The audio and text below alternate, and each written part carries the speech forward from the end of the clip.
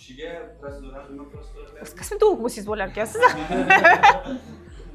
Bu patsientimiz menga murojaat qildilar, terida xiralashish, yuzda mayda ajinlar bilan va yuzda dog'lar bilan murojaat qilganlar. Qizlarimiz, ayollarimiz har doim bizga yuziga ajin bilan murojaat qilishadi. Oldin 30 yoshdan keyin ko'pincha shu muammo bilan murojaat qilishgan, hozir bo'lsa 20 yoshdan keyin.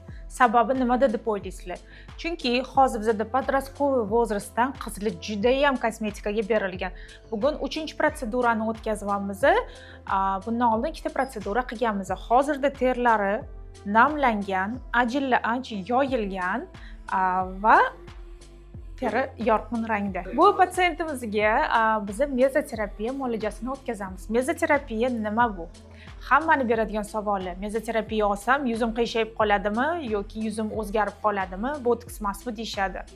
Yo'q, bu mezoterapiya vitaminoterapiya bo'ladi. Sostavida gialuronkalar, peptidlar, aminokislotalar va bir qancha vitaminlarga boy bo'lgan preparat hisoblanadi.